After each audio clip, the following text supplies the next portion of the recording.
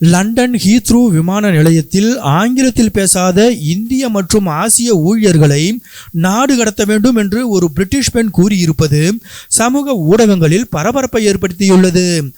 Cambridge பல்கலைக்கழகத்தின் பொது கொள்கை நிபுணராக பணியாற்றும் லூசி ஒயிட் என்ற பெண் தனது சமூக வலைதள பதிவில், நான் லண்டன் ஹீத்ரோ விமான நிலையத்தில் தரையிறங்கிய பிறகு விமான நிலைய ஊழியர்களில் பெரும்பாலானவர்கள் இந்திய அல்லது ஆசிய வம்சாவளியை சேர்ந்தவர்களாக இருந்தனர்.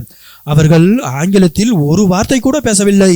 ஆங்கிலத்தில் பேசுங்கள் என தான் அவர்களிடம் கேட்டதாகவும் அதற்கு அவர்கள் தன்னை ஒரு இனவெறி பிடித்தவர் என கூறியதாகவும் கொந்தளிக்கும் லூசி, நான் கேட்டது நியாயமானது என அவர்களுக்கு தெரியும், எனவே அவர்கள் என்னை இனவெறியராக சித்தரித்தார்கள் என்றார்.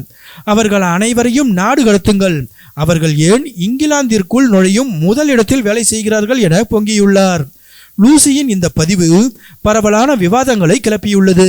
ஒரு சாரார் லூசியின் பதிவுக்கு ஆதரவு தெரிவித்துள்ள நிலையில் மற்றவர்கள் இது முற்றிலும் ஜோடிக்கப்பட்ட பதிவு, ஆம், ஹீத்ரூ விமான நிலைய ஊழியர்களில் பலர் இந்திய ஆசிய வம்சாவளியை சேர்ந்தவர்கள்தான், அது அமைந்துள்ள இடம் இதற்கு ஒரு காரணம், அவர்கள் அனைவரும் ஆங்கிலம் பேசக்கூடியவர்கள்தான் மற்றும் அவர்கள் நம்ப முடியாத அளவுக்கு பயணிகளுக்கு உதவிகரமாகவும் நட்பாகவும் இருக்கிறார்கள், உங்களைப் போல அல்ல என லூசியின் பதிவுக்கு எதிர்ப்பு தெரிவித்து வருகின்றனர்.